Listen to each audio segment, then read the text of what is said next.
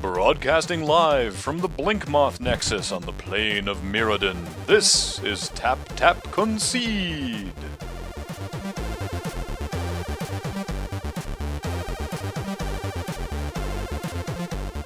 Welcome everybody to Tap Tap Concede. Graham here with... Serge. Serge is back, and... Kathleen. And Cameron. Yay! Double yay. High five. Feels good, man. Feels good. So yeah, we're here to talk about some more Modern Masters 2015. Now that the full set has been spoiled, because we have opinions, as it turns out, and I can talk a little bit about Tempest Remastered, because I played some of that the other day. Pretty much 5-1 in the format. Ooh, So you drafted twice. Pretty much, yep, drafted twice. So you're an expert. Oh, totally an expert. Okay. Yeah. To be fair, I've also watched Kenji do his 24-hour stream, so I've seen a lot of Tempest Remastered. I mean, that makes you even a double expert. I'm just going to talk about it a little bit. I'm not going to speak from any position of authority. I'm just going to sort of explain what it is. Important, relevant question. How many of the planes have you just, first picked? The which? The planes. The art on the Tempest planes Oh. is clearly the best planes art. It's tough to not first pick the basic. Yeah, because they're Therese Nielsen. Yeah. Watercolors, Real they're good. gorgeous. Real nice. Highly recommended. Yeah, they are very pretty lands. I forgot about that. But before we get to that, of course, we are going to crack a pack from our stack of packs to crack. I love this Kathleen, I don't part. know where you want to roll that, but go I'm for gonna roll it. it on my lap. I've got this nice blanket on my lap. You could just wing it across the floor. And Paul could tell us what number we roll. I like it. Actually, that's kind of fun. All right, Paul. Huh? Goodbay. I mean, 12! Is it a 12? Nice. I may have wung that a little further than I intended to. 4, 6, 8, 10, 11, 12. And one time no whammy. One time no whammy. Interesting. Oh, This is Weatherlight? Portal. Portal. Portal or Three Kingdoms? Portal. Okay. Not actual Three Kingdoms. So Portal this was given to us, by the way, from David at PAX East, actually, who gave us the pack of Weatherlight that we opened last time. This Magic the Gathering Portal Booster Pack contains 15 tradable game cards that may be added to your starter deck to increase your playing options, plus one strategy tip card. Portal was the sort of let's get beginners into Magic set. Right. They Simplified a bunch of stuff. Different from the core sets, Portal was it's the Portal. It's your portal to Magic. It was, you could buy this base game that had 2 starter decks. I had that. Yeah, and it yeah. came with the light blue counters and the dark blue counters in the felt bag. Yeah, I still have that felt bag. Yeah. I still do. Yes, you get That's the 2 somewhere. you get the 2 starter decks and you fight them against each other, and then they had Portal, and so there's a lot of things that are, for some reason they worded a bunch of stuff separately. Yeah. There's no instants. There are only sorceries, but there are some sorceries that say you can play this during combat. No. Yeah. This is more confusing. It actually makes it more confusing. But this is the set where they had the little sword and The little sword and shield beside beside power stuff. toughness, yeah. I actually stopped playing around Portal because I didn't like a lot of the changes they made in bolding text. Yeah. I didn't like the aesthetic of it. I would have been, 10 at the time, so I could be pouty. But looking back, it's really cool. And if we open what is it? It's the shark being eaten by jellyfish art of Manowar. Manowar. I will trade aggressively for that because kidding. I want that art so bad, and it's really hard to Just find, and Pac-Man. it's only in Portal. That's Marshall's favorite card in Magic. Yeah. Well, because he loves Manowar so much, and that is not close the best art for Manowar. Oh yeah, it's to so be fair, good. I would actually say the Visions art with just the long Man of War Manowar is really pretty, but The you shark, can't argue with the shark. Yeah. Anyway, Tsundere sharks. Yeah, thank you. there he is. Got it on the So screen. the first card is the rules tip card for Fiery Doom. Pardon. To build the Fiery Doom deck, put together 7 swamps, 7 mountains, 10 to 11 black cards, and 10 to 11 red cards, for a total of 35 cards. Leave all other cards out. About 11 to 12 of the cards should be summon creatures. Include cards that deal damage to your opponent's creatures or destroy them outright, such as Volcanic Hammer and Hand of Death. 35, huh? 35. Don't know why That's 35 a really cards odd was- total. I think in Magic now, when they have the starter packs, aren't they 40 cards? No, No, there's they're 60. 60. Those The are intro decks 60 as well, the 60 intro? card decks. Oh, hey, this is cool. This is a relevant play tip. It is better to destroy an enemy creature than to hurt your opponent. The creature can deal you damage or intercept an attacker. They call it blocking, intercepting. But the damage you deal to your opponent doesn't repeat. Like, let's teach you about board presence. All right, let's see what we got first. It is a swamp. And that's the same art in Tempest as well? No, I don't know what this is from. Illustration by Romas. Ooh. And then a mountain. So that's cool. They look. I'm going to go out on a limb and say that's the same art that you'd see in. I'm not originally printed in Tempest, but they look very familiar from the It's one. certainly not the one from Tempest Remastered. The mountains look very different in Tempest. Yeah, in Tempest they're Remastered, they're like much more pale and craggy. What was the group of 7 artist? Oh. He did a lot of like mountainscapes. Okay. And I can picture his paintings. I don't they have remember kind who of it is. like a weird. It's not that one. actually, but it's yeah. still good. I've said actually twice now. I'm going to try and cut back Not on that one either. I may be mistaken. There we here. go. That's the swamp we have. Because that's super relevant. And Yeah. This is the mountain if you're at all interested. Anyways, the So, Tempest. there's that. The Tempest Mountains remind me of Lauren I can't. something. Okay, Anyway, we have it's a real, not relevant. We have a real spell. Skeletal Snake. It is a 2/1 for 1 and a black. It's a good thing Alex isn't on this podcast. Yeah, skeletons and snakes. That's it. It's a 2/1 for 2. It's a little black piker. Okay.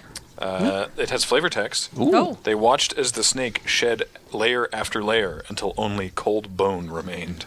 That's really good flavor text. That is really good. That's terrifying. All right, how about this? Soul Shred. 3 black for a sorcery. Soul Shred deals damage to any one creature that isn't black. You gain 3 life. How much damage? 3. 3. Oh, I Oh thought- yeah. You just said deals damage. Oh, so- I'm sorry. Yeah, no, but sorry. Deals 3 damage to any one creature that isn't black. You gain 3 life. What was the? There was a card in a recent core set. I want to say it was 2013. That was 5 mana to drain for 2. no, wasn't it drain 4 with Convoke?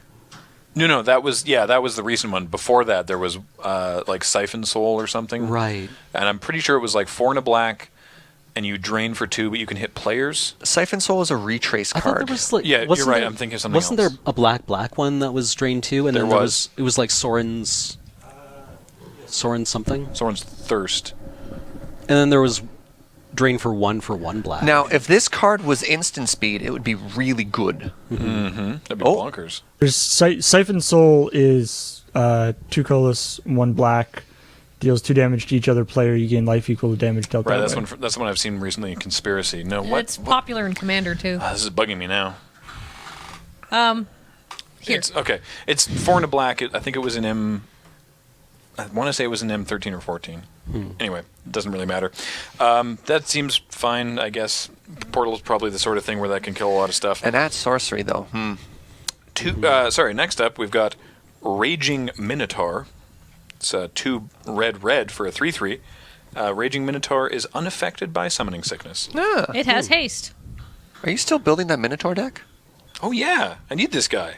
I am actually. The only thing worse than a Minotaur with an axe is an angry Minotaur with an axe. And he is a Minotaur Berserker. Berserker, of course, Yeah. because haste typically becomes berserkers. Oh, right. Oh, hey, speaking of Tempest Remastered, this guy is in Tempest Remastered, this next guy. Craven Giant. 2 and a red for a 4/1. So Whoa. we've seen that recently in Gore Swine. Yeah. But the difference here is that Craven Giant can't intercept. Can't block. Yeah. Oh no. So, I really want my 4/1 back to block. Well, I mean, it trades for a lot of Yeah. stuff. Yeah. That It actually it'll threatens. trade for a lot of stuff when you turn it sideways to attack. But the Well, it problem might is trade for a 1/1. That's the problem, right? It's Yeah. not as good as Gore Swine, honestly. No, but I feel like that's a very deal withable drawback. Man, a lot of red cards. I wanna know if wonder this we're guy's a just getting coward. cards for the Fiery Has Doom. this guy been oracle to a coward? I think we opened a pack of Portal in the past as well, and the majority of the pack suited the Yeah, I remember in-card that. build thing. Though it as does well. say they were randomly assigned, but who knows? Just what's kind of interesting is the flavor text on the Craven Giant. The best armor is to keep out of range. Is an Italian proverb, Yeah. which they do not use real world Not- stuff anymore. Not No. really, no. No, same way. No, it's been a while since I've done that.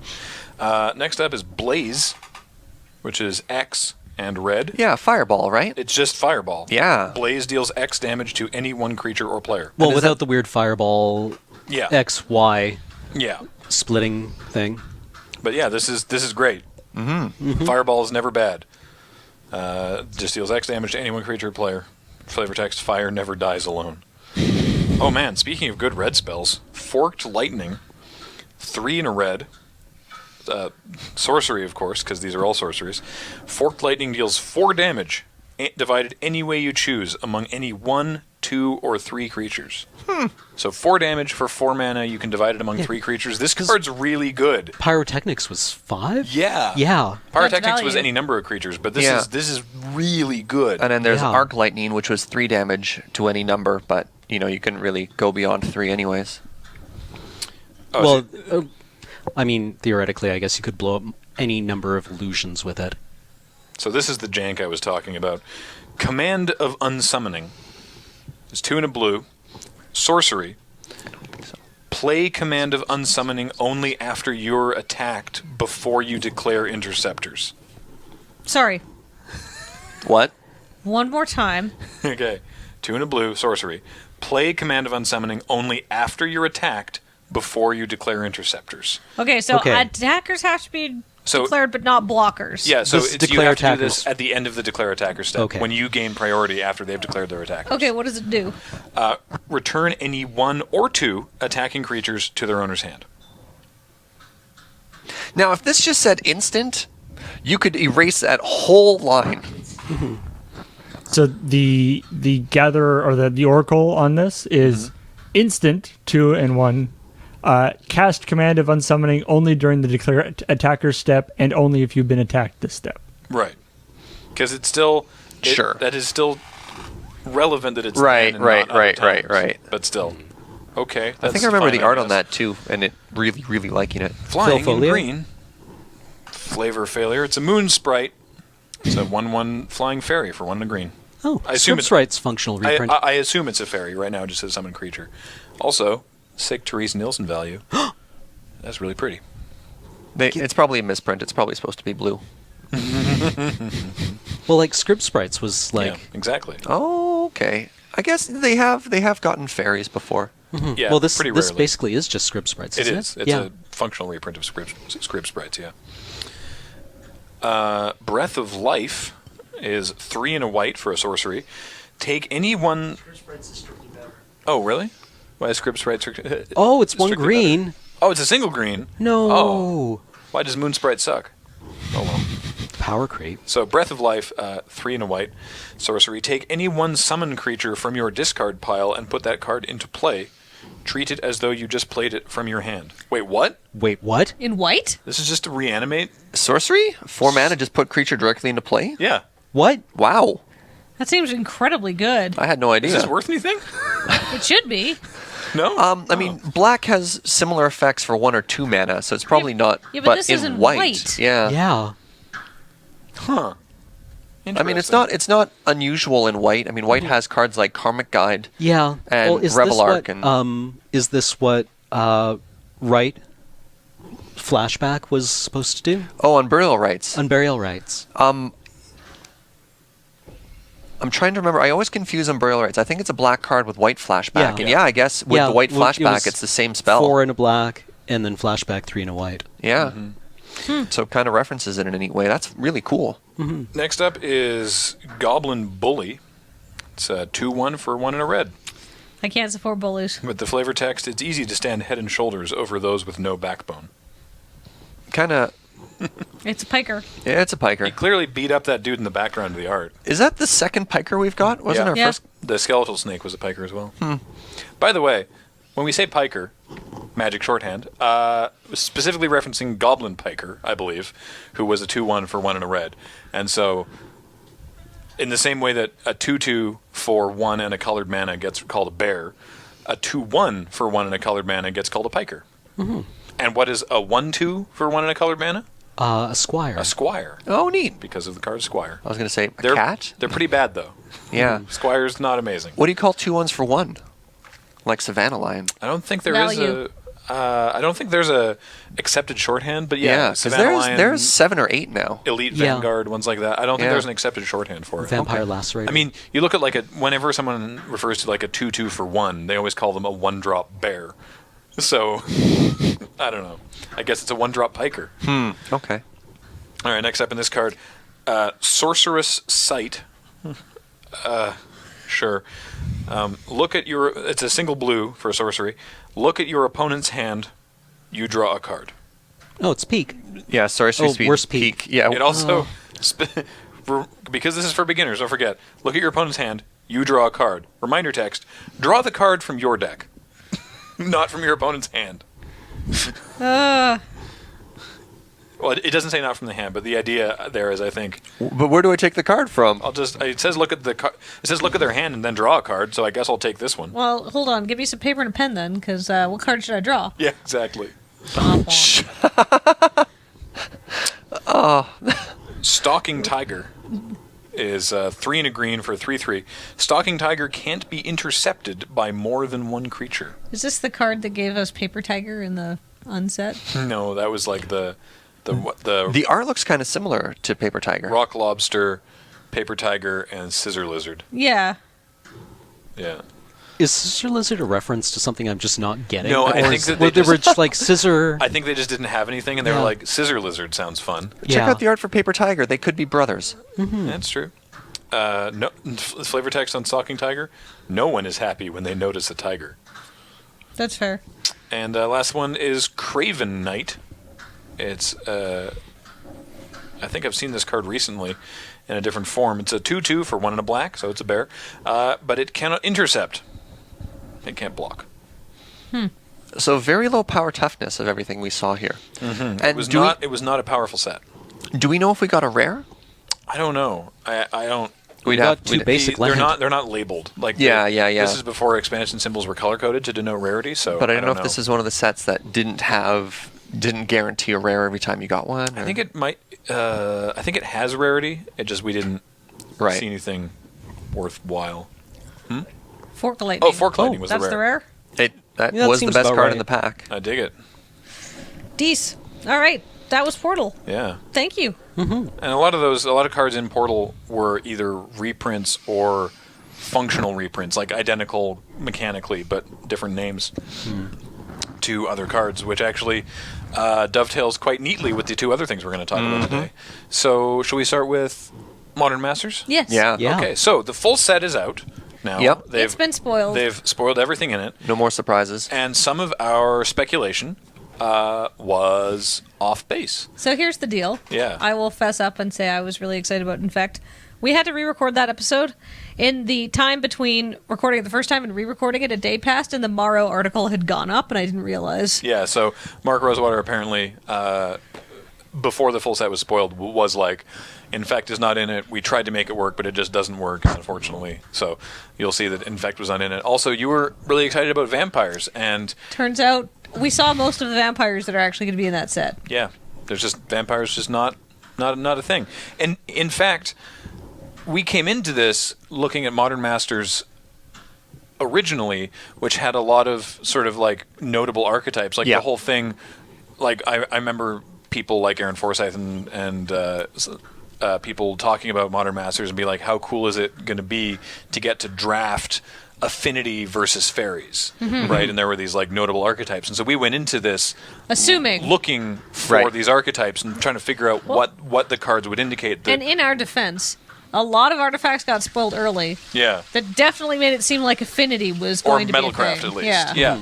And as it turns out, Modern Masters 2015 overall looks a lot more scattershot. There's no...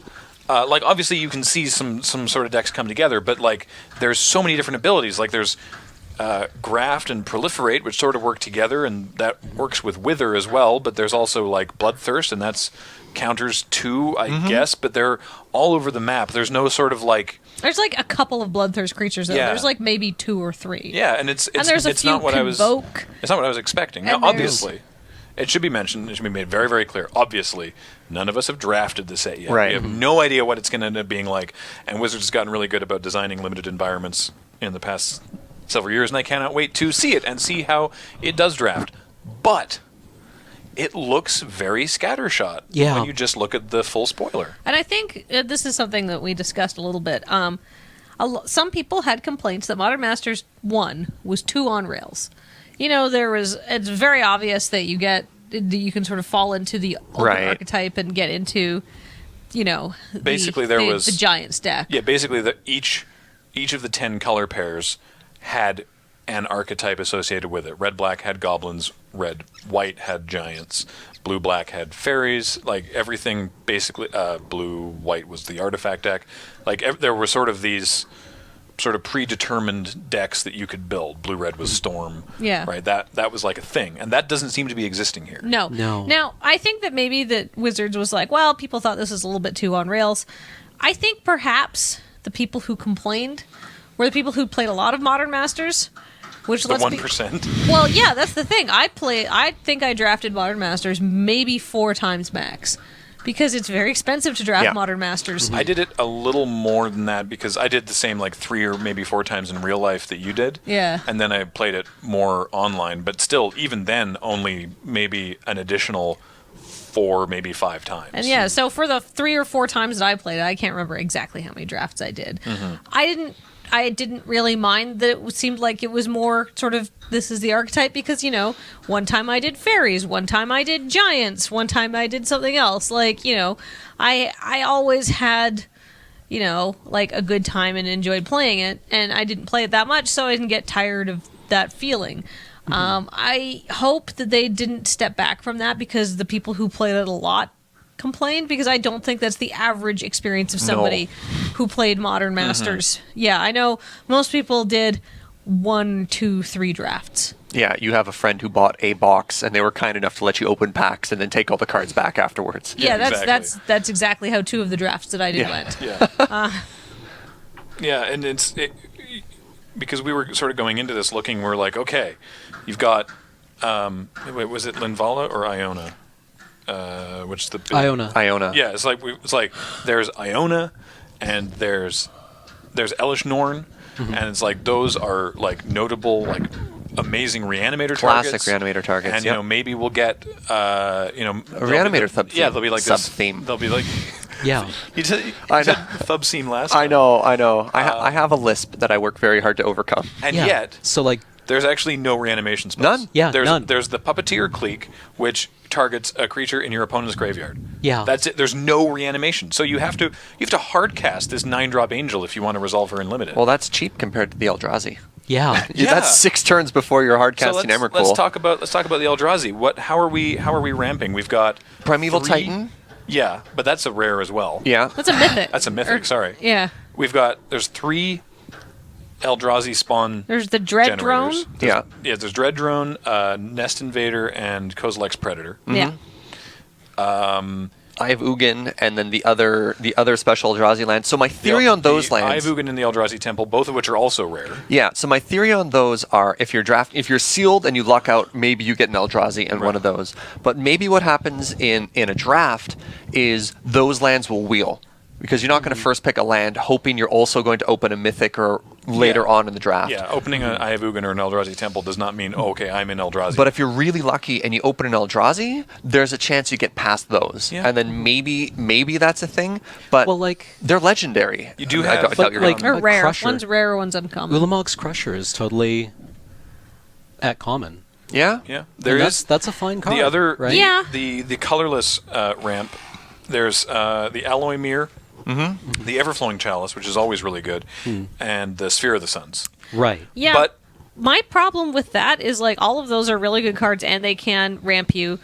There's just However, not the huge amount of ramp that I expected. No, and it's not confined just to the sort of like obvious green deck. And here is my concern is that those 3 artifacts you were never going to see them because the people are going to be snapping them up for the artifact / sort of affinity metalcraft deck. Or for Iona. Yeah, and honestly, that deck looks very strong. And I think that's another reason that we thought that, hey, maybe this is kind of the same sort of like, here's the sort of strategy. Because a lot of the first things to be spoiled were artifacts, and it was like, okay, I definitely see where they're going with this. right? When you're looking at build around rares, when you're drafting and you open your first pack and you're trying to decide what to look at, I think there's a lot of rares in this set that'll be very hard to first pick. And I mean that exists in every set, but Like, you're never going to first pick All Sun's Dawn. yeah. Yeah. And I mean, if you get an Eldrazi, you're going to take it. Just because of the price tag associated with. There's the whole like I've paid for my draft by taking this. That's not nothing. No. And you know that just happens. But it's not great when you're balancing. When we talked about Modern Masters yesterday, we have to balance the. We want to reintroduce a bunch of cards into circulation to attract more people to play Modern, and we also want to make a really fun limited environment. And I don't know if that balance is perfectly there. Like, I'm thrilled that a lot of these cards are going back into circulation. Oh yeah, right. Sorry, that was had to take a brief pause there. Our landlord came and said hi. Yeah, yeah, I agree with you, Serge. It's we were really sure that there was going to be something to do with, in the same way that it was like, man, you can actually draft the fairy deck, you can actually draft the giants deck. We were sure that it was going to be like, you can actually draft Splinter Twin if you're crazy lucky, and Splinter Twin and Kiki are both in the set, and there's no payload. I'm really sad. Deceiver Exarch did not get a reprint. Pestermite did not get a reprint, so you don't actually get to do that. And so Splinter Twin you get to do totally normal, reasonable things with. Yeah. which that is fun. sucks. It's still a fun value card. You don't want to draft that to just I like know. copy a creature once and get some rando ETB effect. The other downside if you is managed to get Tromp the Domains working in Modern Masters the first time, you just won that game. Yeah, that felt good. But there was the setup, and to do this in draft, that would have been sick. I'm sorry, you were saying. No. A lot of the really cool cards in Modern Masters are legendary, and you get 0 value out of copying a legendary creature, other than if you for some reason want to kill your own creature. Yeah. And actually, Kiki Jiki won't even let you target a legendary creature, just to protect you from that clause for whatever reason. Yeah, I noticed there's also like 2 like overrun kind of effects in this. Oh, really? The token Like the token overwhelming theme, stampede. Oh, right, Overwhelming Stampede. Yeah. Yeah. So things that, like archetypes that look pretty clear, and I'm actually curious as to what you guys have spotted, because I don't know if we all necessarily agree on what we think, and that might just be our eyes when we're drafting stuff. Something that looks really strong to me is a blue blaze control deck. A blue blaze control deck? A blue based. Okay. Yeah, I slurred a little bit there. Yeah, Pardon with me, because they've Remand and got. Uncommon. With Remand, but also in rares, with Vendilion Clique and Cryptic Command are very, very, very strong staples in modern control. Even just as a protect card if you're a combo deck. So Scapeshift plays both of those cards as a way to protect itself while it tries Right. to combo off. Yeah, what's But- your sort of winning payload for that? Is it like the Sphinx or something maybe? How do you win with that deck? Yeah. Maybe you get a rare, but I mean, Vendilion Clique can go to distance. It's a 3/1 with evasion. I mean, That's true. that card can win very, very quickly. But I wrote down some quick ones here. You have Vendilion Clique, Mana Leak, Remand, Repeal, Cryptic, Electrolyze, and Shadow Mage Infiltrator. Good lord. Like, these are all very, very, very strong blue base cards, a lot of which are in the uncommon or less. So that plus any threat, and I think you've got something quite strong there. And I think that's one that might not be as immediately. I mean, it's not as obvious to look at than, say, the Affinity deck that we talked about the other day. Something I'm sad about is the lack of really powerful equipment. Modern Masters 1 had all of the swords reprinted at Mythic. Not all of them, Right. but several of them there. Well, it had the two. the Mirrodin block ones. Yeah, The Feast two and original- Famine, as yeah. well as Sword of Fire and Ice. And it also had No. Bone Splitter. Light and Shadow. Light and Shadow and Fire and Ice. Oh, pardon me. Yeah. Okay. Well, we got Bone Splitter again. Bone Splitters Yeah. again. Oh, good. You got okay. living weapons, but Yeah. not Batterskull. I No. forgot that Sickle Slicer existed. Me too. Oh, is Bone Splitter not in this one? I'm sorry. Dark Steel Axe. Sorry, Dark Steel Axe. And they reprinted. But they both have axes on them. Yeah, Sorry. they reprinted. I think it's called Sunlance from original Ravnica. It's a Boros equipment. Yeah, I saw that. That looks weird, and I reprinted kind of want to Sunlance. play it. Well, sorry, Sun. What's it called? Sun Lancer? No. It could be called a hammer as well. It's a 3-mana artifact, and you can unequip it to find. Oh, Sunforger. There we go. You can unequip it to search your library for an instant or sorcery to cast for free. Yeah, well, with mana 4 or less, CMC 4 or less. Yeah, and Yeah, which is neat, right? it's kind of fun, but I don't I don't see there's a huge demand for this artifact, in the modern metagame right now, that this is going to be filling a gap they're looking for. So I'm kind of underwhelmed that that's their choice of equipment they do. There are 3 living weapons. There's Mortar Pod. There's 3, one of which is Mortar Pod. I There's 3 love living that they weapons, reprinted Mortar Pod. cranial plating, copper carapace, and kite sail are the artifacts we have not mentioned. So you're right. I made a joke on Twitter about playing.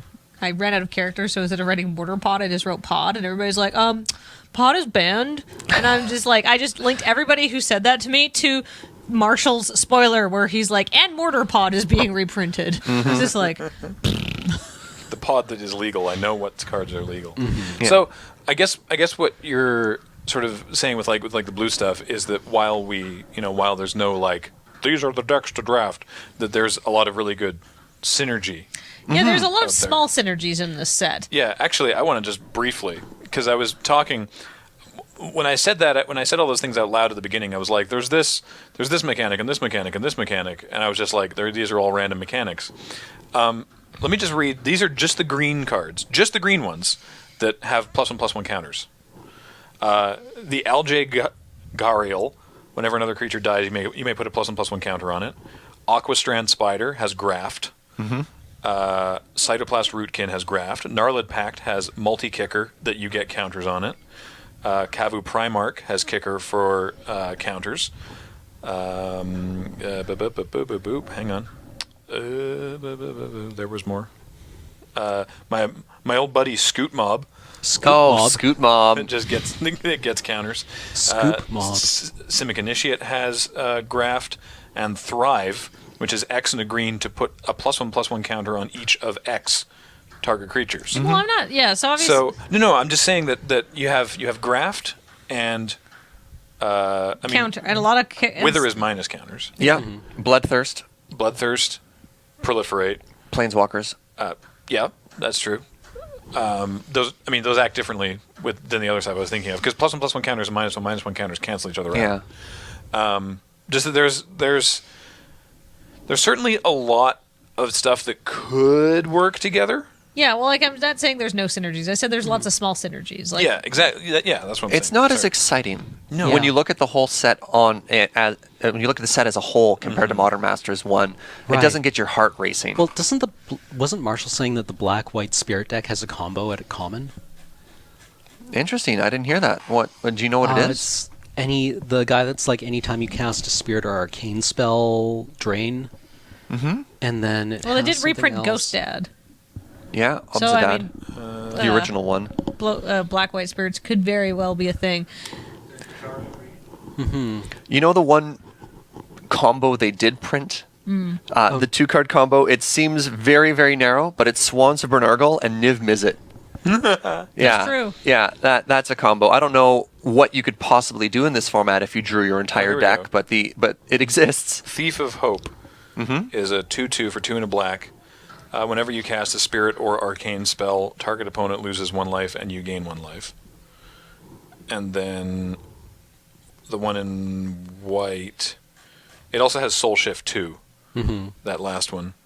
And then I'm just trying to find what it would combo with in white. No, sorry, there was another, there was a tribal instant, a spirit tribal instant, or a changeling tribal instant, actually.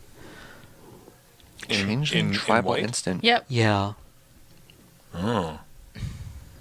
Or no, in black. I'm sorry. Okay. I'm stupid right now. Anyway, sorry. What else do you have written down there? Well, the two things that I think look the strongest is this blue base, which looks really, really good, and affinity. And things that I believe are going to do very well by themselves are the liege, the cycle of liege creatures that made it in there. Oh, yes. With Creekwood Liege in particular being really nuts. Do they have all 5? Or wait, do they have 5 or do they have all 10? I don't believe they did 10. No. They've got Creekwood Liege. Wilt Leaf Liege.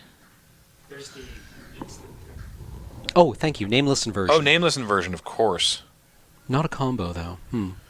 Yeah, they've only got Wilt Leaf Liege and Creekwood Liege. I think there's probably dual or hybrid mana. I think there's a hybrid mana spell for each.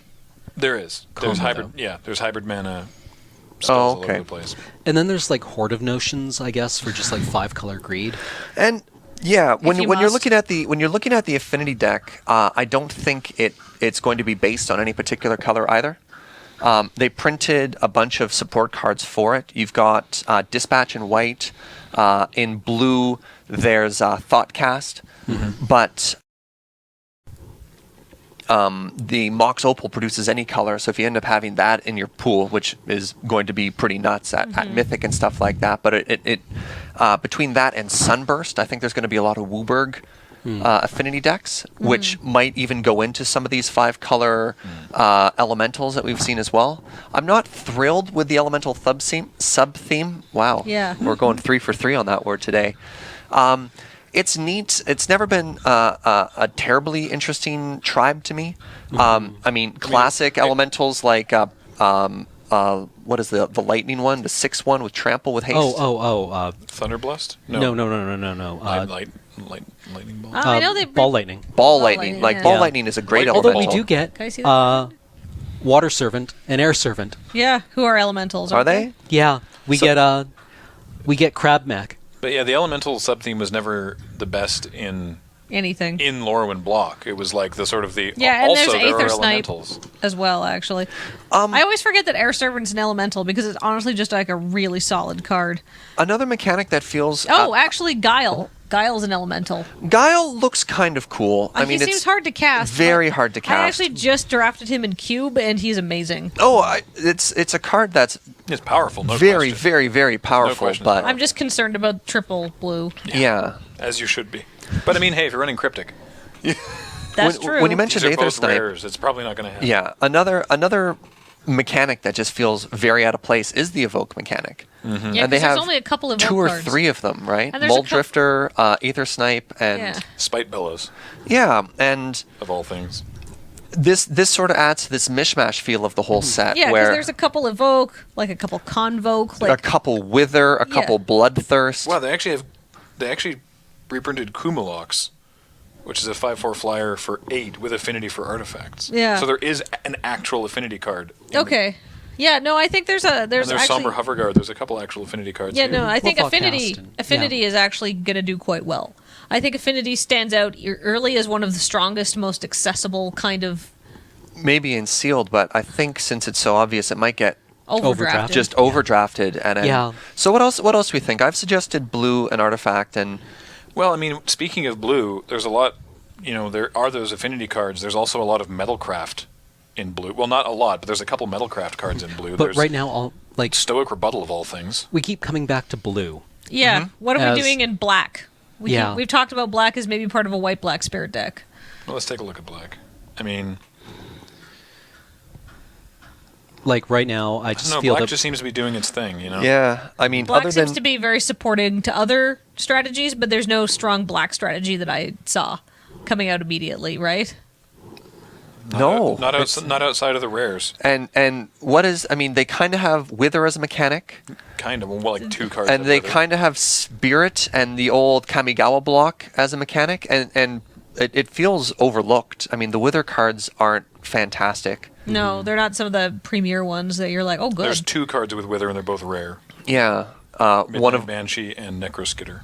Well, at least in black. But yeah, I feel like black is definitely in a very supportive role. Like I mean, obviously I could be completely wrong because I haven't drafted this and I have just looked at like the spoiler came out this morning. yeah. Or the full set reveal came out this morning and I just don't see a strong this is the thing that black is doing Yeah. the same way that I see that this is the thing that blue is doing or even the thing that green is doing. The fact that red has Electrolyze and Lightning Bolt is really cool, but I don't know if it's It's also got Burst Lightning, Oh, okay. Vein Fire at rare, Comet Storm at mythic. Yeah, so- it's got Fiery Fall, Gut Shot, Oh, I'm really excited they reprinted Gutshot.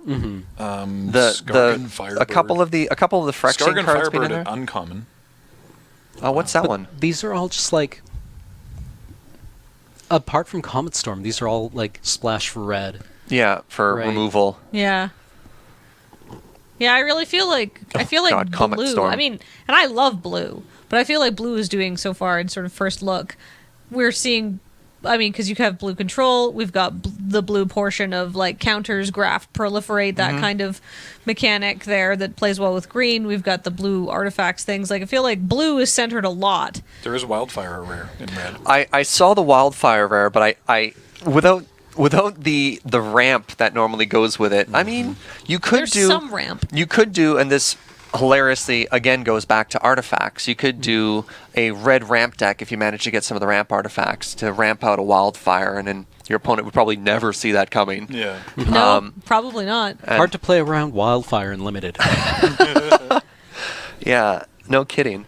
But There's sort of this overlapping theme in green, white, and black, which is tokens between spirits and the XX creature, Scion of the Wild, that grows larger, and that could be a thing. Especially because a lot of those cards are at common and uncommon. It doesn't seem to be super dependent on a rare. And if you get Creekwood Liege or the green-white one, Wiltleaf Liege, that deck becomes insane.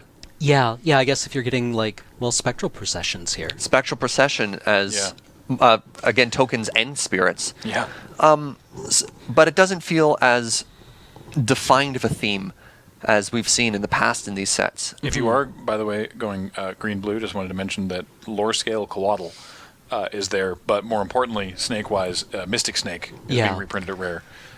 Mystic Snake's real cool. Yeah, so far I'm interested in green-black, or green-blue. Yeah? Just because it does stuff. Oh man, you know what else you get to cast in green-blue?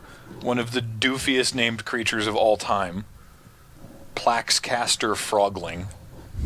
I'm not sure it's an axe gill gravel Gravel axe shark. Yeah. Is this one of those old weird graft cards? yes. Yeah. It's What's the it? original It's a Ravnica. 0/0 with graft 3, and then for 2 colorless, target creature with a +1/+1 counter on it gains Shroud until end of turn. Oh, Plaxcaster Frogling. that's quite exciting. I loved the original Ravnica block a lot. I really, really liked that set. And I believe Graft was my least favorite of all of the mechanics they introduced at that time. Graft confused a lot of Haunt. people. I think Haunt was my least Let me favorite. just I read thought the- Haunt was really cool and really flavorful. Let me, I was like, F6. I have no idea. let me read the my eyes reminder text crossed. for Graft. Yeah, what 'cause does Graft it's do? Weird. So Plaxcaster Frogling has Graft 3. So this creature enters the battlefield with 3 +1/+1 counters on it. And note that its base power and toughness is 0/0. Whenever another creature enters the battlefield, you may move a +1/+1 counter from this creature onto it. So if you have 2 creatures with Graft, and you play a third creature, you can move a +1/+1 counter from each of those Graft creatures. Only one, but you can do one from each creature with Graft onto the new creature. And then most Graft creatures also have a clause that you can activate an ability and a creature with a +1/+1 counter gains an ability until Yeah, end of such as turn. this Which I one, thought which was is kind of neat Shroud. because, I guess flavor-wise, what it is you're actually taking Pieces of pieces things. of that creature. They're weird body scientists, Yeah. right? The Simic. Yeah. So you get No. you get some kind of module from the Plaxcaster Frogling, and then you're able to activate it. Mm-hmm. Right, that gives you Shroud. Yeah, I mean, the abilities are good and the flavor is good, but anyhow, I mean, I think let's talk a little bit about a couple notable exceptions here. Sure. We've talked a lot about what we think could be viable strategies if you're drafting this, but I want to talk about a card that's not here that had me shocked and a lot of people shocked. Damnation is not in this set. Yeah. When are they going to reprint that? Okay, here's the deal. Because it wasn't in From the Vault Annihilation. I know. And they said, no, we have a good reason for this. And I was like, okay, it's probably going to be in Modern Masters Masters, or too. some other I upcoming thought set. that was a windmill slam. Yeah, the good reason I guess they want that card to be $60 because it goes into every black commander deck. Yeah, I And don't. yeah. control and, deck. and every Is that control $60 deck, now?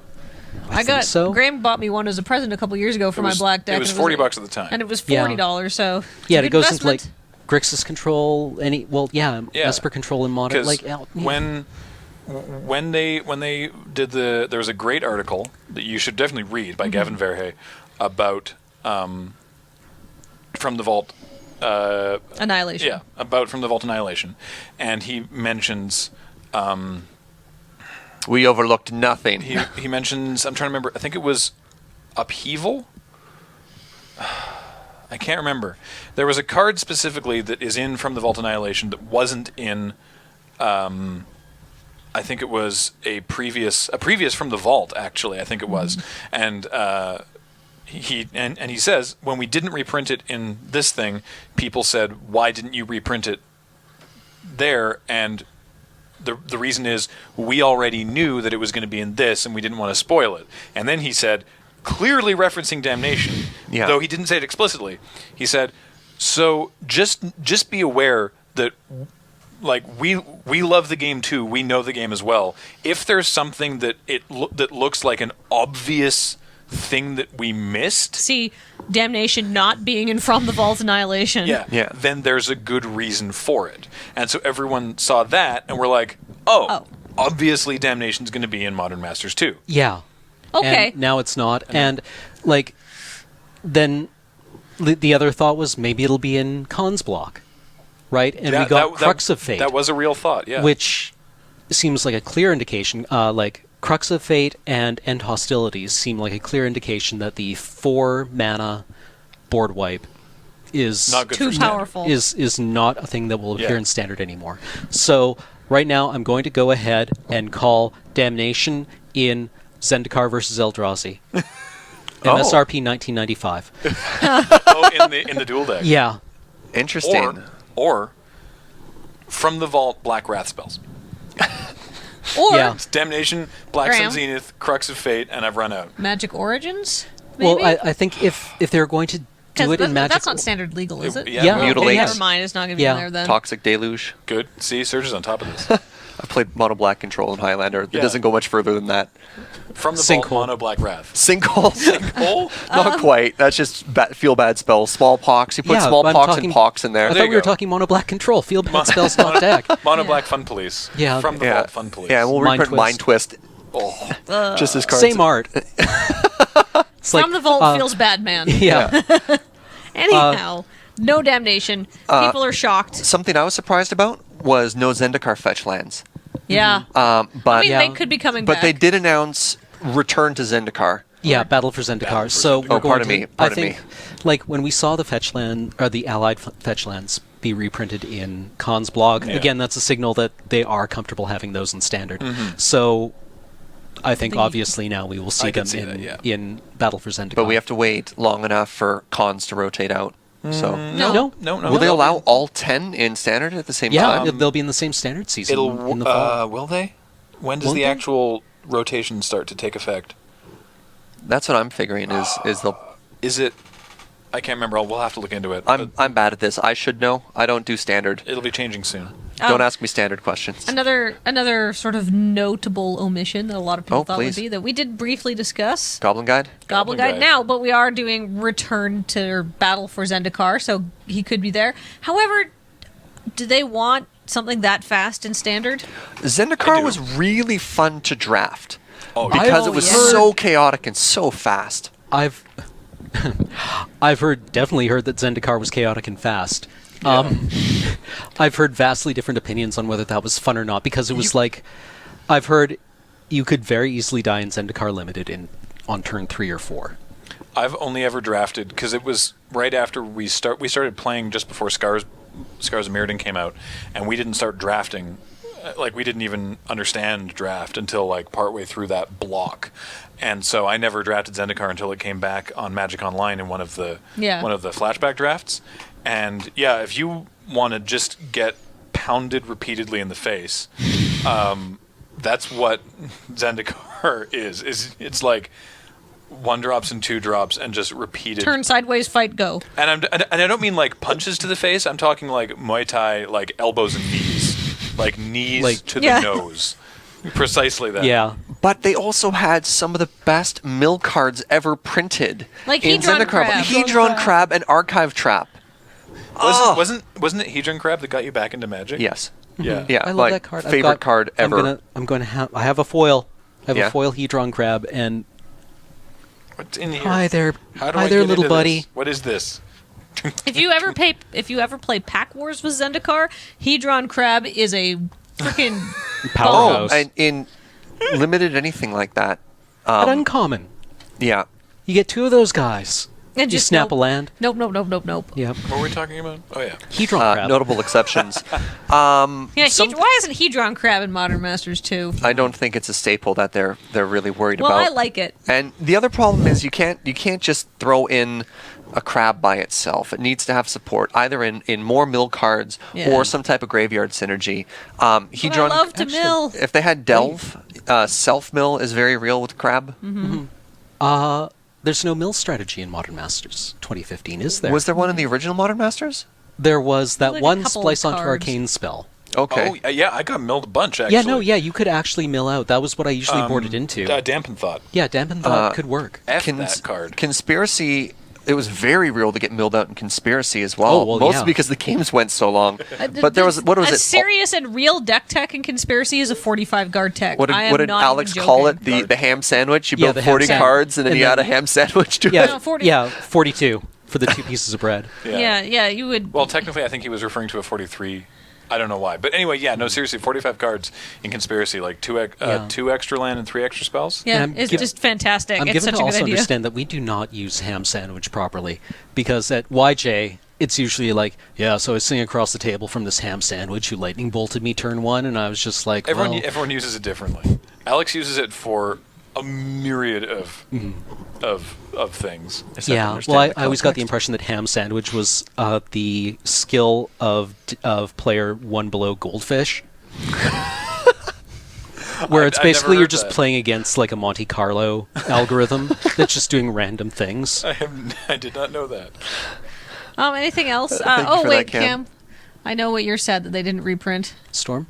Serum Visions. Yeah. Oh. A lot of people thought it would be in Theros. Wasn't in Theros. Well, I don't know if a lot of people thought it was going to be in Theros. I wanted it to it's a be in scry Theros. block. Yeah. I wanted it to be in Theros. I wanted it to be here. Right now, I'm going to go ahead and also say July F&M promo? Or has that been announced? I think it's been announced. Okay, August then. Whichever one hasn't been announced yet. So their selection of dual lands was interesting. Yeah, and I think is an indication of the speed of the format as well. It's the Gruul lands. Yeah. Yeah, the Karoo. Karoos. The- Okay. I've always been told that these are actually excellent cards. They are. I don't understand how, and I'm not being like hostile when I say this. How good? How work? So What do? it's you turn 1 whatever land, Right. and then turn 2, like turn 1 or 2, maybe you get to cast a 1-drop, probably not. Turn 2, this goes in, that other land comes back. Right. Then Turn 3, you have 3 land. Discard in your cleanup step. turn 3, you have no, you don't have to discard. Well, maybe shouldn't. you've got an extra card in your hand. If you're on the play, you might. If you haven't been able to cast I'll anything, tell you how I like to use these things. you can keep a 2-land hand with that. Right. And then you have 3 turns yes. to draw another land source. Okay.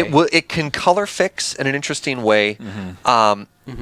They're not the strongest duels. No. They don't color fix like the vivid lands that they had in Modern Masters 1. I think those were a lot easier to splash other colors. And I like the fact that there's no land destruction in this set. There's one. Oh, okay. Which one's that? It came in like a wrecking ball. Wrecking Ball. And I would Ball. also like to point out, It's 2 red black, destroy target creature or land. I really look forward to countering a spell and bouncing a Karoo land to your hand with Cryptic. Yeah. Yeah, See- that's gonna Anyways, happen. I'm sorry to have interrupted, Graham. You were also... No. It's and then on turn 3 you have 3 land, and you're like, but what? But it takes fewer cards to get there, and probably the deck that wants this isn't going to be doing anything on turn 1 or 2 anyway. Yeah. Right. Here's my sort of favorite Karoo land play.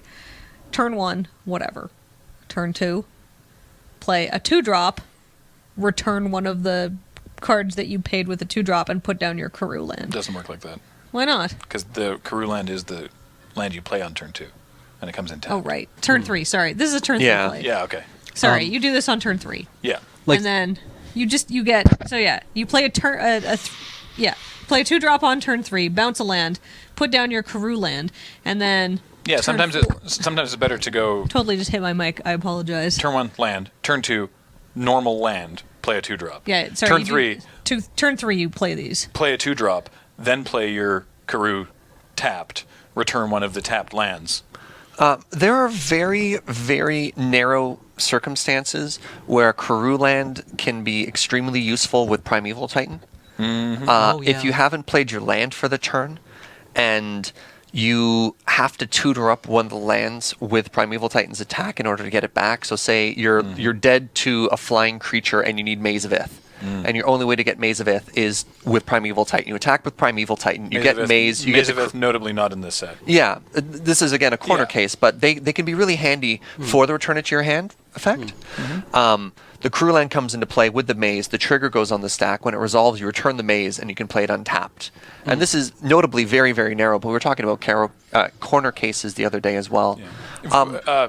For reference, by the way, we're calling them all Karoo lands because there's a land called Karoo, Karoo, that was actually part of a cycle, and they all did this, but Karoo was the most played, most notable one. The one with the best name. It did basically the same thing, except you would then, instead of tapping it for, in the case of like Azorius Chancery, which taps for a white and a blue, the Karoo would tap for a white and a colorless. Is that correct? Yeah.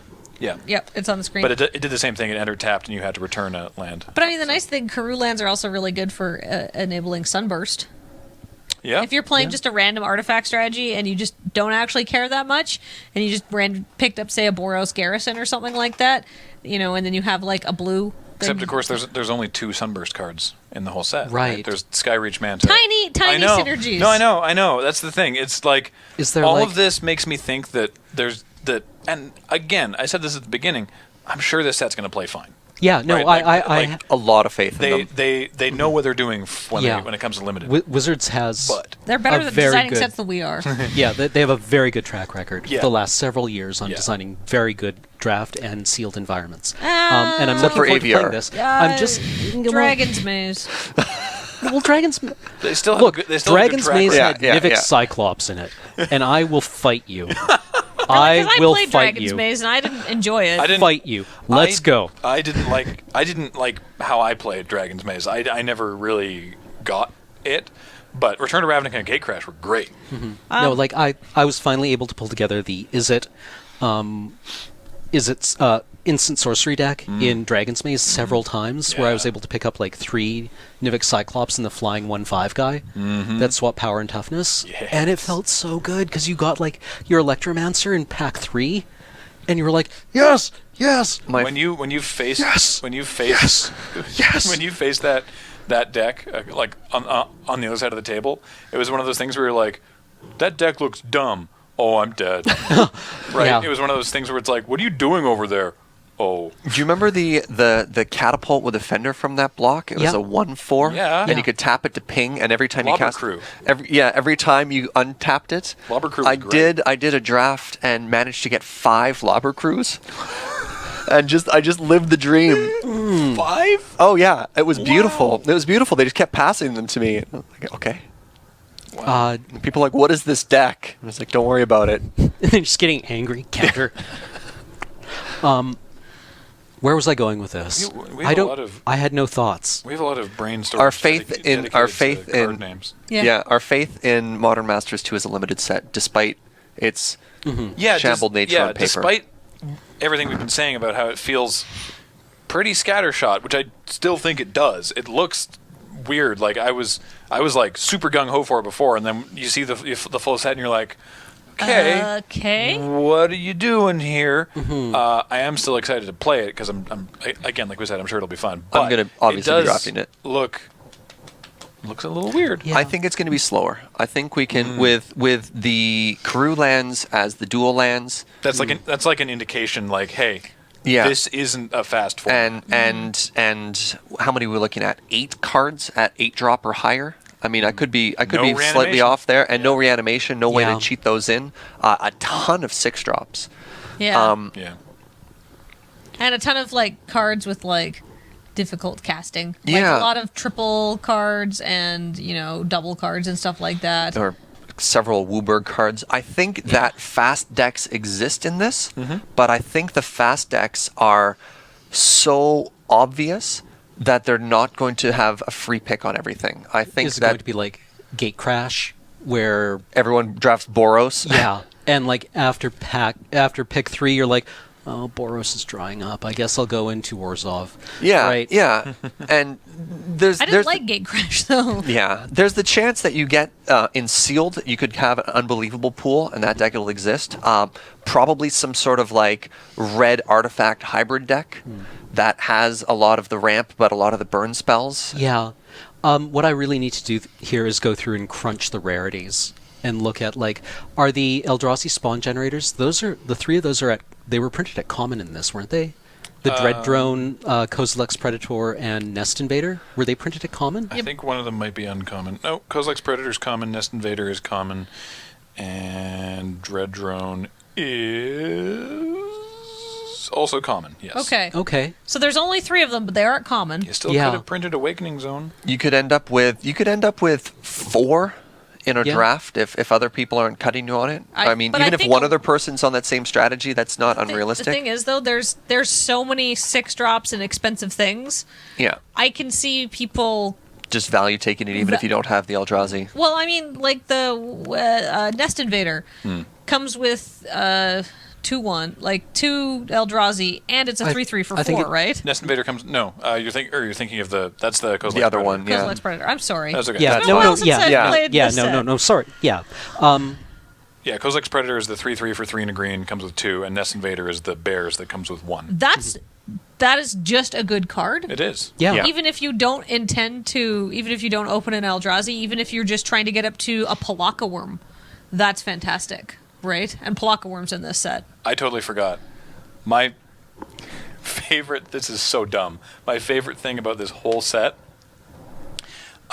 because of a couple cards in black that make Thrall tokens, Oh, yes. they've made a Thrall token. And Paul? it's new. The guy on the art on the Thrall token is directly inspired by Mind Stab Thrall. It's The guy with the arm coming out of his head? Yeah, it's the head with 4 arms. I did not know this. Oh, Yeah. Fallen I- Empires feels. Yeah, I was like, what? Oh, that's so cool! It's like this But cool throwback. It's you think they would there's have an based it article in the on, Wizard. Yeah, there he is. Whoa! You think they would have based it on Basil Thrall? No, this guy's way cooler. Look at him. Yeah. Because Gross. the Mind Stab Thrall is like, from when I was playing way back, that was a visual. Right? Yeah, no, Like, fair Got enough. that card, I was like, whoa. Yeah. No, like, I remember trading very aggressively because I had a Lord of the Pit for a breeding pit. Yeah, And there he is. That Yep. guy. So yeah, I just thought that was really really cool. What are And that the was like just combos every day, right? I There didn't is. know that was the same guy in Mind Stab. I love when they reuse that theme of the same character, like Fibblethip in Yeah. Totally Yeah. Lost, and what's one where he's like hiding Doorkeeper? He's just like looking up top, ready to drop bells on people's head or something like yeah. that. Well, that technically that was a different homunculus. What? But he was in. Fibblethip was in Contradict, and Was it Contradict? Oh, no. That's the one from How is that not Dragons. Fibblethip? it apparently it's not, according to the people involved. Yeah, but he was in the background of the card, the counter spell that had the art that looked an awful lot like it was a reject for the remand reprint. Yeah, not in- Contradict. It was Yeah. the one from M15. It was an Yeah. M15 counter spell. Fibblethip was in the Cancel? background of it. No, No. it was a 4 mana spell, and he was also in the background in Conspiracy of something Authority. Unquestioned Authority. Yes, that's the one. So just briefly, while Paul's looking that up, the tokens for Modern Masters.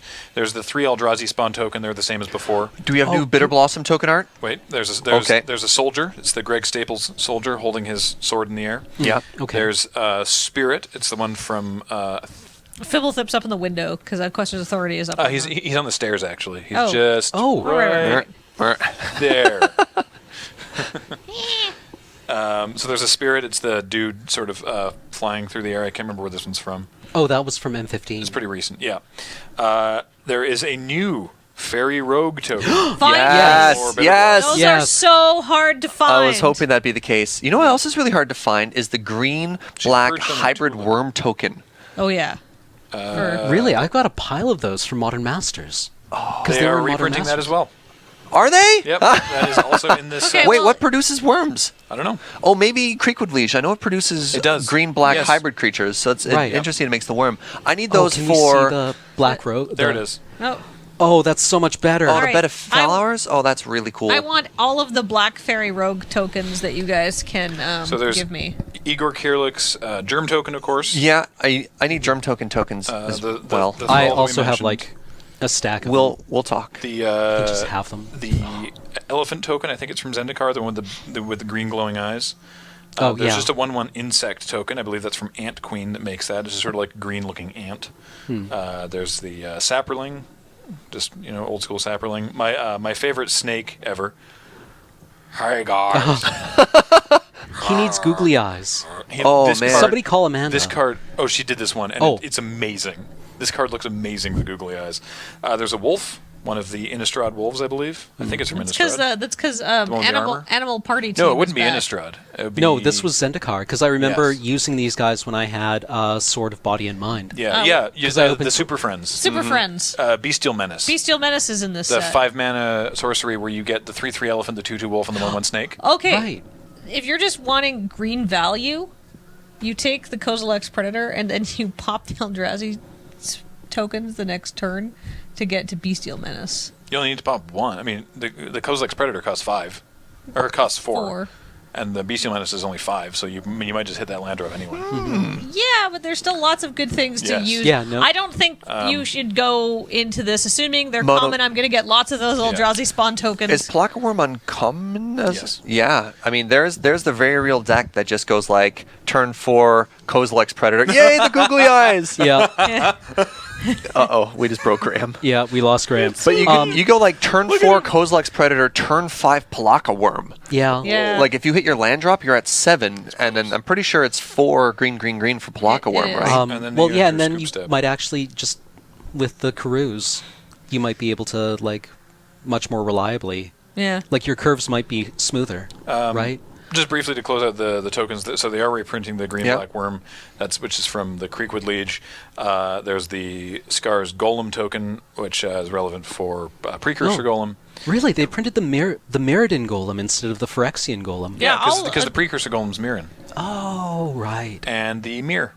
Little Mirror. Because the Mirror Mirror Smith Bros. is in this. Did I miss Precursor Golem? Yeah, no, he's in there. No. was pretty- That guy way. was so. Is he Remember not? opening that guy when we started playing and being would like, "This swear I card is saw him. weird." Yeah, there he is. No, you missed him on the left. There he is. Oh, he's on Wow. the screen. Okay, so Precursor Golem and Lodestone Golem, I am thrilled that both of those are being reprinted. You want to talk about those real quick? Lodestones? Yeah, Lodestone Golem is in there as well. So Precursor Golem is one of the most aggressive creatures in terms of power toughness for what you get for cost. So Precursor Golem, for 5 colorless mana, you get a 3/3 and 2 additional 3/3 tokens. Yeah. With the downside of, not even the downside, with the ability that every time a spell targets Precursor Golem, copy that spell and apply it to each one of your Precursor Golems. Now the downside Eugenics is growth is here. Now, it's every other golem you yeah, control. so if you have other ways that produce it as well. So downside, 1 lightning bolt kills your whole team. Plus side, you have 9 power and toughness for 5. The only time that sucks is if they do something like Electrolyze and can draw 3 cards off you, or very small corner cases where it's a card that also draws you a card when it does stuff. That feels bad. But Electrolyze doesn't even kill them. No. You could electrolyze your own dude. Yeah, I mean, if I mean, you that have would a be buff bad. spell, a buff spell gets pretty bananas, like mutagenic growth. Yeah, mutagenic growth on would feel all of really them. good. I'm sorry, I hit my microphone. It's okay. Mutagenic Growth also is in the set, and you Yeah. can cast it for, quote, free because it's Phyrexian mana. Yeah, and then Lodestone Golem is a very, very powerful card. For 4 colorless, you get a 5/3. And it has... Seems good. It seems real good. And it's a prison effect, like we were talking about before. It says all non-artifact spells now cost an additional 1 to cast. Right. I sort of screwed up the words. Cost an additional 1 to cast. And both of those cards are very dear to my heart. They're sort of Stax classics, or you'll Right. see them in Workshop decks. Right. Workshop used to play the original Juggernaut as its finisher, which was a 5/3 for 4 that had to attack every turn because the poor thing was from a broken home. But suddenly you get Lodestone Golem, which is the same thing, no downside, and all upside because it additionally taxes your opponent's strategies. So, like, is this what we got printed here instead of like Aethersworn Canonist for the? I guess the Aethersworn Canonist isn't even remotely the same thing.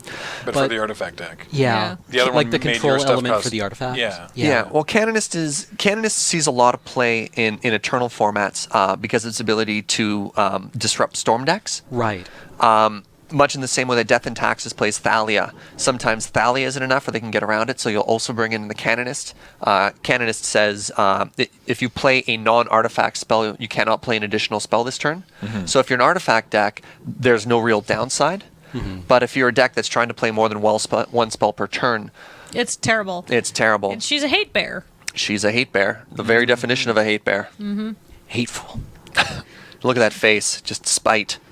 So I should, because I said I'd talk a little bit about Tempest Remastered. Sure. I probably Right. should. Oh, so yes, does anyone yes, have any yes. No, I'm final good. thoughts I'm on good. Modern Masters? All right. I'm really looking forward to Yeah, seeing Me too. how it works. Despite everything we've said, I'm going to draft as much as I can and as much as I can afford, and I'll Yeah. probably have a blast. Yeah. I am wary, and I'm going to wait to see how some experts weigh in. I'm a little That's fair. disappointed that some of the cards that I was hoping to see in there are not in there. Fair enough. Yep. Damnation. Mostly Damnation. I really want another Damnation. Yeah. But Eldrazi versus Zendikar. You heard it here first. Guaranteed reprint. Guaranteed. anyhow, we'll have Pre-order to see. today. We'll have to see. Okay. I don't have a ton of money for Modern Masters too, so I mean, realistically, I'm not going to be drafting that much of it anyhow. So Sure. Speaking of formats like Modern Masters that are sort of reprint collections, recently on Magic: The Gathering Online, yeah, online only. which is Don't the get excited. digital version, if you haven't played it, they released a new kind of set called Tempest Remastered. It's like the best of Tempest block. Basically, what they did is they in the same sort of way that Vintage Masters was like just basically like a little mini cube that was all stuff in Vintage. Tempest Remasters, what they did is they took the Tempest block, which was the sets of Tempest, Exodus, and Stronghold, and they took all those cards, culled a bunch of stuff, and sort of squeezed it down and refined it into something as big as just a large set of Magic, and that is available for draft. It's like Tempest, just the good stuff. It is, yeah. It's Tempest refined. And there's some really good stuff. there's some really, really cool stuff. Also, what this means is there are some cards in Tempest block that are on the reserve list. That means that they can't reprint them Ever. Wasteland. in real life, but they can reprint them digitally because it's a whole different thing. So yeah, Wasteland is in there at rare. Sliver Queen. Which is funny because Wasteland was set. an uncommon. Yeah. But it's bonkers. Yeah. Wasteland is one of the cards that you just get to destroy your opponent's land with it. Very With powerful. The only restriction Hateful. being you can only destroy an uncommon. Or a non-basic. Non-basic. Oh, I'm sorry. By target. uncommon, I totally meant non-basic. Okay, that's what I thought Non-basic. you meant. Yeah. Yeah, but that's still really powerful because, when you get into these sort of high level, legacy and vintage decks, people are not playing a lot of basic lands. Yeah. So you can really hose people. So it's less relevant in actual Tempest Remastered draft, but the events are not Phantom, meaning you do get to keep the cards that you draft in your Magic Online collection. So you can indeed open a Wasteland. And a Sliver Queen. Yeah, we haven't opened anything crazy bonkers. There are slivers. If you open Sliver Queen, you are of course bound by the rights of the sea and of land that you have to draft the Sliver deck. It's true. The laws of sea and land. If you don't, Yeah, but apart from that, there apart are from there that are and the jail slivers. sentence. There are slivers. It's not really worth drafting the sliver deck, I don't think, because the fixing, it's weird. This is from a time when Magic design really pushed the idea of the ally colors and the enemy colors. So there's 5 fixing lands in the set. There's 5 enemy colored pain lands, and there's 5 ally colored enter tapped lands, I believe. I may have whether they're ally or enemy colored backwards, but the fixing in the set is not great. So the 5-color sliver deck, I wouldn't recommend it. Good But luck. There's a lot of really, really cool stuff. A lot of very, very powerful cards. The other funny thing about old slivers compared to new slivers is they buff all slivers. Yes, so they if do. you end up in the mirror match, it gets pretty interesting, as opposed to the reprint M14 slivers. Was it M14? Which only buffed your slivers. Yeah, they only buffed your own ones. Yeah. Which made mutavaults were pretty funny. Yeah. So Out of curiosity, Yeah. lore-wise, if a sliver becomes a planeswalker, do they all become planeswalkers? When does that get to happen? I don't know. probably Magic doesn't. Origins. I guess. I think Wow. the whole thing is that they are a hive mind, and when one learns one thing, they all get that thing. Right. So, yes, I guess if one sliver managed to find a planeswalker spark, then we're all ruined. Okay, Wow. so Graham, That's Yeah. it. I like that a lot. how many times have you drafted Tempest? Tempest remastered. A grand total of twice. But what's your record so far? 5-1. Pretty good. So you clearly know what you're doing. How fast is the format? Master the format. It can be real fast, actually. Okay. We went 3-0 on the stream on Thursday with a red-black deck that used a lot of shadow. Red and shadow. black and white both have shadow creatures. We're talking the Soltari Trooper, Soltari Priest, Soltari Monk. Those last two have You see those cards protection actually from- come up quite a bit in cubes. Yeah, those last two Yeah. have protection from black and red as well. So Shadow is this weird ability that it means that these creatures basically exist on their own sort of plane, in that they can only interact with other creatures with Shadow. So you attack with a Shadow creature, cannot be blocked by any creature unless that creature also has Shadow. It also can't block any creature unless the attacking creature has Shadow. So with flying, you can, a flying creature can go attack and fly over other creatures' heads, but it can land and block. Shadow, no, they exist in their own realm. I love the flavor of that. Yeah, and so it's like, you can't leave your shadow creatures back to block Ever. But if you want your shadow creatures to block, you're not playing. You're not playing the shadow You're not creatures playing the correctly. shadow. They're deck very, correctly. very aggressive. Very aggressive. They really, really like equipment, which I don't Yeah. think they had at this time, did they? There's basically nothing in the set. Yeah. There are some auras which are not necessarily worth running. There's one called Spinal Graft, which gives the creature +3/+3 for only 2 mana, but it gives it basically the illusion ability, meaning if it ever gets targeted by a spell or okay. ability, you have to sacrifice the creature. So there's a couple auras, but generally you just build out with a whole bunch of 2-power shadow creatures and just keep This is slamming. my clock.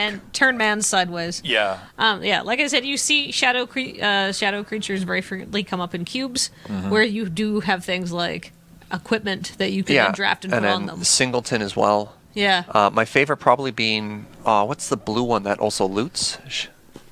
Looter Il Core. Looter Il Core, Yeah. but that one was from Future Sight, That wasn't one's it? that one's not in the set. When they brought it back, but Planar Chaos. Real old school original Merfolk Looter is in this set, and it's Oh, very wow. strong. Merfolk Looter it's a 1/1 for 1 and a blue.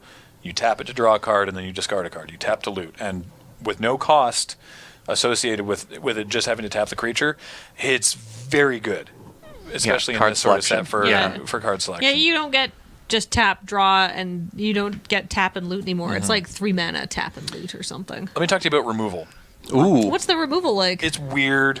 It's so weird. It's conditional. So, there's stuff that we know, like pacifism. yeah, And smite, right? There's things like that. There's also cards similar to pacifism called shackles, that it keeps the creature tapped. It doesn't tap the creature, but it keeps the creature tapped. But you can also return it to your hand and cast it on a different creature later. Oh right, yeah, okay. In red, you've got stuff like Aftershock, which is 2 red, destroy target creature. Red typically doesn't get destroy effects No. for creatures. It usually deals damage. Yeah. So it's destroy The target. color pie was looser back then. Destroy target creature, artifact, or land, and it deals 3 damage to you. Oh okay. That seems still fine. It's still totally fine. Yeah. Like, especially if you're getting your Beaten guts to death punched by a in shadow creature? By a shadow creature, Yeah. you're like, So you've got Still better that, off. which is really, really clunky. And then you've got just steaming hot garbage in terms of it being amazing of Rolling Thunder, which used to be a common. whoa. Now, thankfully... Is that like Earthquake? You just pay X and it deals damage to all creatures? No. It's way better than that. It's X red, Okay. deal Right. X damage divided as you choose among any number of creatures or players. Right. So usually Rolling Thunder is like, kill that guy, and I have an extra mana, I'm not going to spend this turn, so deal 1 to you, why not? Yeah. It's very that used to be a common It is now uncommon. Is now only uncommon. It's almost always a first pick. Oh, that card's amazing. Yeah, it's really, really, really strong. There's some amazing tempo stuff you can do in blue. So I just love that idea. Did I open a Wasteland? Nope. Rolling Thunder it is. Yeah. You've got Tradewind Rider. I'm not familiar. Okay, Tradewind Rider. I'm going to wait till Paul pulls it up on the screen so I can make sure I get the text correct. It is a 1/4 for 4 mana, for 3 and a blue, flying. Tap, and tap 2 untapped creatures you control. Return target permanent to its owner's hand. So you get to just like... Wow! It's you read it and you're like, I have to tap it and 2 other creatures? That doesn't... No, it's No, really that's still strong. so good. It's really, really strong. Now- Remember, you are tapping a permanent. Guess what else is in Tempest Remastered? What? Capsize. I was about to say, it's one of my favorite cards in this set. Capsize being one of my favorite cards because it's so hateful. Capsize is... we talked about this when we Buyback. when we were talking about that horrible Oh, the commander buyback. game. It's 1 blue. Yeah. Return target permanent, again, can be a land to its owner's hand. And buyback for 3. Buyback is a big mechanic in this set. Which is the counterspell with buyback? Forbid. Forbid. That Urza's card. Destiny, I think. That card has just crushed my soul so many times. When you're in a grindy match and they have 10 mana and forbid, and you're like, well, I don't get to resolve a spell for the rest of the game. Nope. No. So what Capsize does, if you spend 6 mana, you can bounce a permanent and get it back in your hand.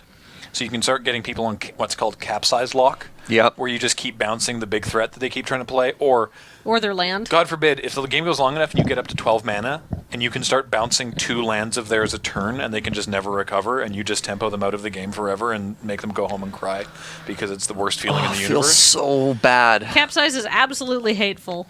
I don't know what's... I love it. So here's a fun thing that we did please. with buyback. In one of the drafts, our opponent cast Searing Touch on a creature of ours. It's 1 red mana to do 1 damage, but you can buy it back for 4. And we Okay. had Rats of Wrath. I believe it was Rats of Wrath. We had rats. There were 2/1 for 1 and a black with this weird ability.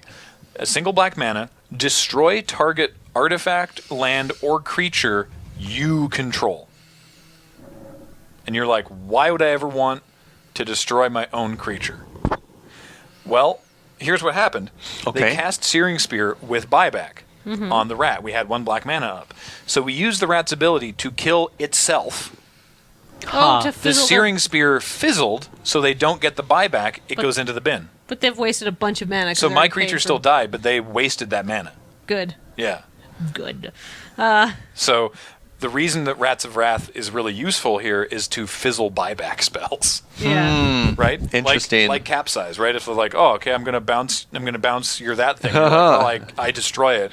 I love that. Capsize goes to their graveyard. Just picturing Alex. Idiot. Yeah. Yeah. I mean, it's a 1 for 1, but then it prevents them from getting like an 8 for 1. There's Oh. so there's some.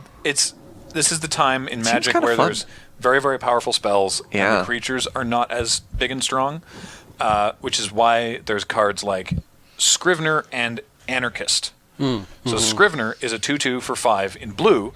You can get target instant or sorcery back from your graveyard to your hand. Oh, they've done this effect a lot. And But Anarchist, usually for less than 5. Yeah. and Anarchist is a 2/2 for 5 in red that does the same thing, but only for sorceries.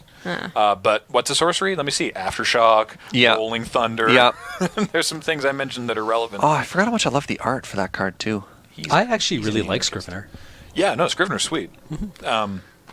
So yeah, That sounds like a really fun set. there's some super Yeah. fun interactions. Have you come against the sliver deck yet? Oh, go ahead, No, Kathleen. what's up? I was going to say, so you've drafted it twice, so you're Yeah. clearly a world-renowned I expert. watched Kenji play a lot of it in his 24-hour stream. I tell you that. Okay, but like if it just I don't know anything about Tempest. Neither give me did I. no, but give me like 3 things that I should be looking out for. Oh, right.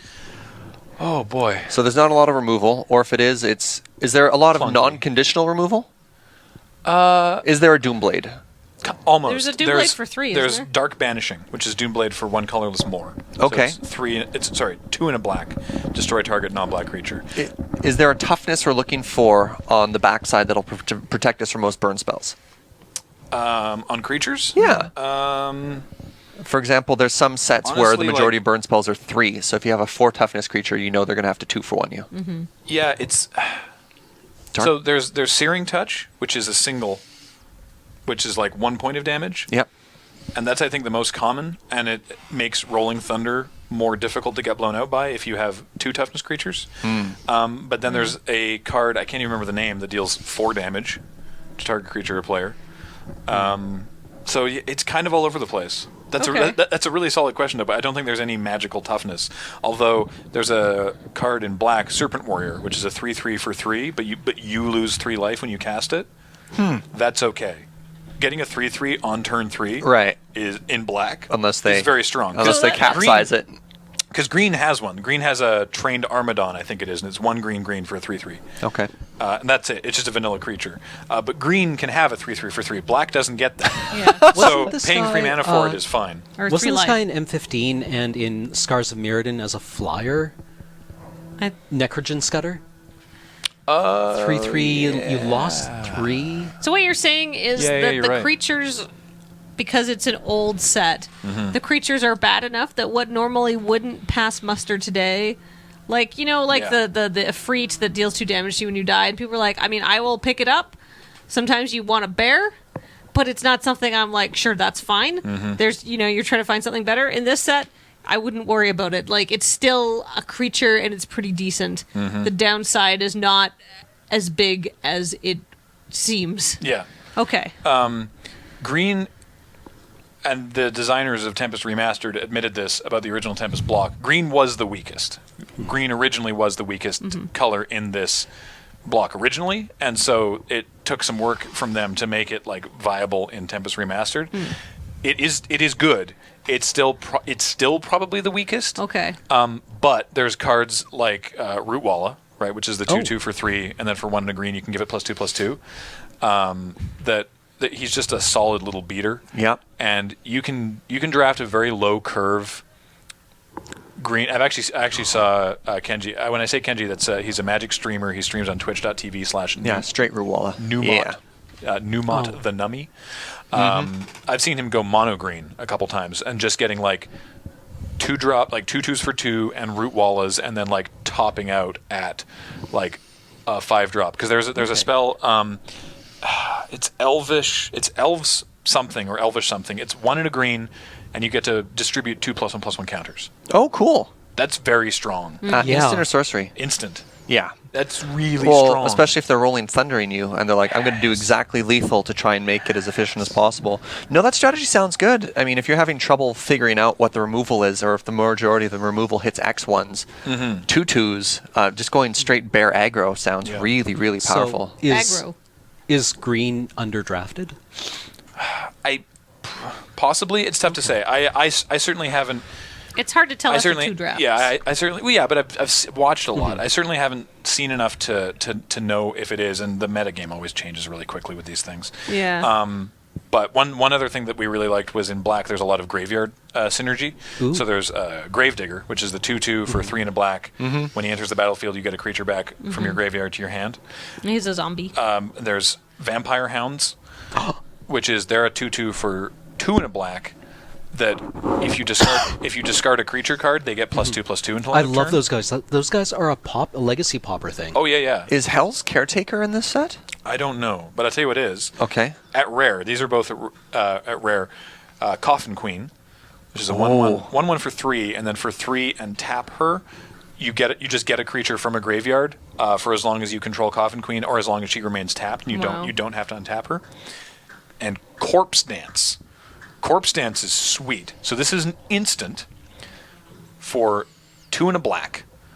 The top, you reanimate the top card of your library. It has to be the top card. So, or the top, Card the topmost creature. So pay in attention. your library or your Sorry, graveyard? your graveyard. Graveyard. Pardon Okay. me. I'll start Start again. again. Corpse Dance. 2 colorless and a black. Okay. Instant. You reanimate the top creature card in your graveyard. So pay attention to what the top most creature card is. But it comes in instant speed, and you exile it. I think it gains haste, and then you exile it at the end step. Okay. But it also has buyback. of 2 colorless. So for 5 mana, you can bring something in from your graveyard, block and trade with something, and then it will die and go back to the graveyard before the exile trigger happens, and you can do it again. Sack outlets? Yep. In this yes. format? There are some, and I can't remember what they are. Because they were very particular with Whip of Erebos. With the exile this creature at the end of turn. If it would leave the battlefield for any other reason. Exile it anyways. That doesn't happen with Corpse Dance. That's really neat. Really cool. There are very few effects that care about graveyard order. Very few. But this was back when it mattered. Yeah. Oh, Well, I believe that's actually one of the big cutoffs for Modern. was making sure you didn't have to worry about that. Is that it's the new card frame and not having to worry about Because they stopped worrying about graveyard order. Oh, right. Before Because that changed. flashback cards used to have the little graveyard icon in them, so that when you ordered your graveyard, you could easily pick out See the top of it without having to rummage through and lose the order. It's one of the tricky things when you judge tournaments, especially at high level ones, where if you're playing if you're playing Legacy, if you're playing these older formats where graveyard matters, of telling people when they can and when they cannot rearrange the order of their graveyard. It's a habit some people get into. If you're playing a Life from the Loam deck, for example, it gets very easy to be like, okay, well, just take all the cards that don't matter and put them in a separate pile and organize it. Versus if you see Legacy or Vintage Dredge or something like that, and somebody has to lay out their entire graveyard in front of themselves as this giant snaking bean, because it's where all the relevant information is. We had a game in the draft on Thursday where we were just barely staying alive because our opponent had us dead to an attack from their shadow creature, basically. And the only way that we were going to live is by using Corpse Dance to reanimate a shadow creature in our graveyard and block with it. And we were put in a situation where we had to block with another creature. And so we had to, because he wasn't attacking with the shadow creature, so we had to block with our like Rats of Wrath or whatever, and they were in the graveyard. And then at the end we had to make sure to put a stop on their second main phase, so that at the end of their second main, we could Corpse Dance the rats into play, so that during their end step, the rats would be exiled, so that the shadow creature would still be the top creature in our graveyard. Trying to figure out some kind of shenanigan to not die. It worked. Yeah. It worked because we were able to trade off and then eventually reanimate our Douthie Marauder, which is a 3/1 with shadow, and get in. But did you end up winning that game? Nice. I think we did. I mean, nice. We won the That's match, clever. obviously. I can't remember if we actually won that game, but we were staying alive for way more turns than we deserved to be on the back of doing reanimating shenanigans. And let me tell you, Corpse Dancing a Gravedigger is great. I'm assuming that's a rare? That in Tempest Remastered, Corpse Dance is a rare, because it's really very really powerful. complex. Yeah. So, if you could give us a 30-second sum up.